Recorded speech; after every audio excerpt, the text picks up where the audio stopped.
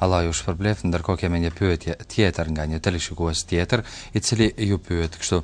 Thot Hoxhi I nderuar, a bën që në vendin për të cilin pra ne udhëtojmë, në qoftë se punojmë në atë vend, a bën që namazet I bëjmë bashkë dhe kështu t'ja lehtësojmë vetes faljen e namazit? Po në atë vend ku punon ky personi, në qoftë se ai e konsideron udhëtim, është vend I largët dhe në traditën e vendit konsiderohet udhëtim. Edhe nëse e kthejmë me kilometra, do thotë kalon mbi 80 kilometra, këtina I lejohet që të shkurtoj namazet. I lejohet që të shkurtoj namazet, ndërsa më e mirë është që të mos I bashkon.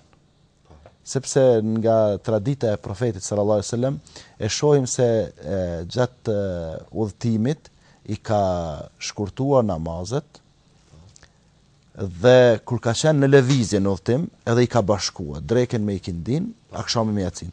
Mirë po kur ka shkuar në një vend ka qëndruar në një vend, tregohet disa raste, edhe kështu dietarët e Islam thonë, kur qëndron njeriu në atë vend, më mirë është që t'i shkurtoj e të mos I bashkoj. Po nëse I bashkon, namazën në rregull. Nuk bjen do thot kundërshtim fare, ndërsa dietarët e mëdhëbit Hanefi thonë namazet të shkurtohen, por të mos bashkohen.